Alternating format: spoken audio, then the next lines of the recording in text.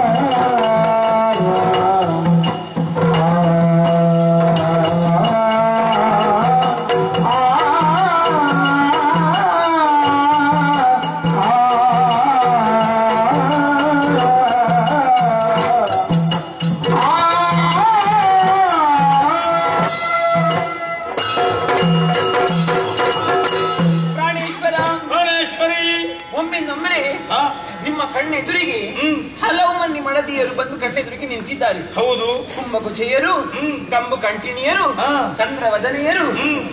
ಒಬ್ಬೊಬ್ಬರ ಮುಖವನ್ನು ನೀವೊಮ್ಮೆ ನೋಡಿದ್ದೀರಾ? ನಿಮ್ಮನ್ನು ನೋಡಿದ್ರೆ ಹೊಗಳುವುದಕ್ಕೆ ಶಬ್ದ ಸಾಕಾಗುತ್ತದ. ಅದು ನೋಡಿದ್ರೆ ಮಾತ್ರ. ಹೌದೌದು. ಅದು ಯಾವತ್ತಾದ್ರೂ. ಆದ್ರೆ ಇವತ್ತು ಹಾಗಲ್ಲ. ಇವತ್ತು ಏನು ಸುಖ ಇಲ್ಲ ಈ ಮುಖ. ಅವಳ ಮುಖ ನೋಡಿ, ಕರಟಿ ಕಮರಿಗೆ. ಇವಳ ಮುಖ ನೋಡಿ, ಇದು ಕಪ್ಪಾಗಿ ಹೋಗಿದೆ, ಸುಟ್ಟು ಹೋಗಿದೆ. ಹೌದು. ಮತ್ತೆ ನನ್ನ ಮುಖವನ್ನೊಮ್ಮೆ ನೋಡಿ, ಹೇಗಿತ್ತು, ನಾನು ಎಷ್ಟು ಚಂದ ಇದ್ದೇನೆ ಇಲ್ಲವದ್ದರೆ ಮತ್ತೆ ಅಲ್ವೇ? ಹೌದು. ನೀವು ಕೊಟ್ಟಂತಹ ಆಭರಣವನ್ನು ಸರಿಯಾಗಿ ಒಮ್ಮೆ ನಾವೆಲ್ಲರೂ ಧರಿಸಿದ್ರೆ ಯಾರಾದ್ರೂ ಎಣ್ಣೆ ಉಂಟೆ ನಮಗೆ? ಮತ್ತೆ ಯಾರು ಇಲ್ಲ. ನನ್ನ ಮಡದಿಯರಿಗೆ ಸರಿಸಮಾನ ಯಾರು ಇಲ್ಲ. ಹಾಗಾಗಿ ಇವತ್ತು ಮಾತ್ರ ಹಾಗಲ್ಲ. ಇವತ್ತು ಯಾವುದೂ ಇಲ್ಲ. ಶೃಂಗಾರ ಬಂಗಾರ ಎಲ್ಲವನ್ನು ಬಿಟ್ಟು ಬಂದಿದ್ದೇವೆ. ಹೌದು. ಹಾಗಾಗಿ ಒಬ್ಬೊಬ್ಬರೇ ಒಬ್ಬೊಬ್ಬರ ದುಃಖವನ್ನು ತೋಡಿಕೊಂಡು. ಹೌದು. ಕಡೆಗೆ ಹೇಳಿದ್ದೇನು, ನೋಡಿದ್ದನ್ನೇ ನೋಡುದು, ಆಕ್ರಾಣಿಸಿದ್ದನ್ನೇ ಆಕ್ರಾಣಿಸುವುದು, ತಿಂದದ್ದನ್ನೇ ತಿನ್ನುವುದರಲ್ಲಿ ಯಾವ ರುಚಿಯೂ ಇಲ್ಲ. ಹೊಸತನವನ್ನು ಕಂಡಿದ್ರೆ ಮಾತ್ರ ಮನಸ್ಸು ತಂಪುಗೊಳ್ಳುವುದು ಎನ್ನುವ ಹಾಗೆ. ಅದುವೇ ನನ್ನದು ವಿಚಾರ ಕೂಡ ಅಷ್ಟೇ. ಹೌದೇ. ನಾವೆಲ್ಲರೂ ನಿರ್ಧಾರವನ್ನು ಮಾಡಿಕೊಂಡು ಬಂದಿದ್ದೇವೆ. ಏನದು? ಇವತ್ತು ಏನಿದ್ರು ನಾವು ಈ ಲೋಕವನ್ನು ಬಿಟ್ಟು ಬೇರೆ ಲೋಕಕ್ಕೆ ಹೋಗುವುದು ಎನ್ನುವ ಹಾಗೆ. ಅವಳು ಹೇಳಿದ ಹಾಗೆ ನಾವು ಜಲಕೇಳಿಗೆ ಹೋಗುವವರು. ಜಲಕೇಳಿಯನ್ನು ಆಡುವುದಕ್ಕೆ ಹೋಗುವವರು. ಜಲಕೇಳಿಯನ್ನು ಆಡುವುದಕ್ಕೆ ಹೋಗುವವರು. ಹೋಗುವುದಿದ್ರೆ ಎಲ್ಲಿಗೆ? ಹೋಗುದಿದ್ರೆ ಭೂಲೋಕಕ್ಕೆ. ಮತ್ತೆ ನಿತ್ಯ ನೂತನ ಅಂತ ಭೂಲೋಕವನ್ನೆಲ್ಲ ಹೇಳುದು ಅಲ್ವೇ? ಅಲ್ಲಿ ಬೆಳಿಗ್ಗೆ ಹೂವೊಂದು ಅರಳಿದ್ರೆ ಸಂಜೆ ಹೊತ್ತಿನಲ್ಲಿ ಅದು ಮುದುಡುತ್ತದೆ. ಇಲ್ಲಿಗೆ ಹಾಗಲ್ಲ. ಹೂವು ಹಾಗೆ ಇದ್ರೆ ಸಂಜೆ ಹೊತ್ತು ಹಾಗೆ ಇರುತ್ತೆ. ನಾಳೆಗೂ ಅದೇ. ಅದೇನಾದ್ರೂ ಹೊಸ ವಿನೂತನವನ್ನು ಕಾಣಬೇಕಾದ್ರೆ ನಾವು ಭೂಲೋಕಕ್ಕೆ ಹೋಗಬೇಕು. ಹಾಗಾಗಿ ನಾವೆಲ್ಲರೂ ನಿರ್ಧಾರ ಮಾಡಿಕೊಂಡು ಅಲ್ಲಿಗೆ ತೆರಳುವುದಂತ ನಿರ್ಧರಿಸಿದ್ದೇವೆ. ಭೂಲೋಕಕ್ಕೆ. ಹೌದು. ಅಲ್ಲಿ ಶ್ರೇಷ್ಠವಾದಂತಹ ಒಂದು ಕಾಸಾರ. ಯಾವುದದು? ಕಮಲ ಕಾಸಾರ. ಆ ಕಮಲ ಕಾಸಾರದಲ್ಲಿ ಹೋಗಿ ನಾವೆಲ್ಲರೂ ಜಲಕೇಳಿಯನ್ನು ಆಡಿ ನಮ್ಮ ಮನಸ್ಸನ್ನು ತಂಪುಗೊಳಿಸಿ ಒಂದಿಷ್ಟು ಪಯಣವನ್ನು ಮಾಡಿ ಮತ್ತೆ ಈ ಲೋಕಕ್ಕೆ ಹಿಂದಿರುಗಿ ಬರುವುದು ಎನ್ನುವ ಹಾಗೆ ನಿರ್ಧರಿಸಿ. ಅಂತೂ ಎಲ್ಲರೂ ನಿರ್ಧಾರವನ್ನು ಮಾಡಿದ್ದೀರಿ. ಭೂಲೋಕಕ್ಕೆ ಹೋಗಬೇಕು, ಜಲಕೇಳಿಯನ್ನು ಆಡಬೇಕು, ಮನಸ್ಸಿಗೆ ಸಂತೋಷವನ್ನುಂಟು ಮಾಡಿಕೊಳ್ಳಬೇಕು ಎನ್ನುವುದಾಗಿ. ಹಾಗಿದ್ರೆ ಮತ್ತೆ ತಡ ಯಾಕೆ? ಎಲ್ಲರೂ ಹೋಗುವುದಲ್ವೋ?